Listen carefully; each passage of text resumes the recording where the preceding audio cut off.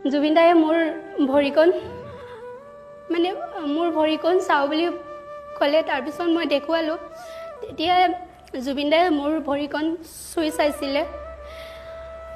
জুবিন দায়ে যে মোৰ ভৰিখন চুই চালে, জুবিন দাৰ ভৰিখন আমি চবেই মানে ভৰিখন চুব বিচাৰোঁ, সেৱা কৰিব বিচাৰোঁ, কিন্তু মোক যে মোৰ ভৰিখন যে চুই চালে, মোৰ মানে বহুত ভাল লগা মুহূৰ্ত আছিলে।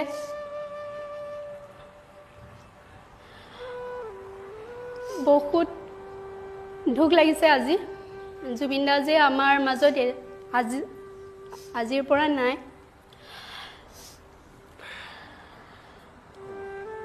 আৰু আজি বহুত আৱেগিক হৈ পৰিছোঁ। জুবিন দাই কৈছিলে মোৰ ডান্স চাইছে বুলি। তাৰপিছত মোক কৈছে জুবিন দাই, তোমাৰ ভৰিটো ময়ে লগাই দিব পাৰিম বুলি কৈছে। তাৰপিছত মই ক'লোঁ মোক ভৰি লগাই দিম বুলি কৈছিলে, লগাইও দিছিলে, কিন্তু মোৰ ভৰিখন অপাৰেশ্যন কৰিব লাগিব, এইকাৰণে লগোৱা নহ'ল।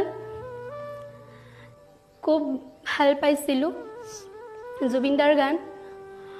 আৰু আমাৰ স্কুলত জুবিন দা আহিছিলে। সেইদিনা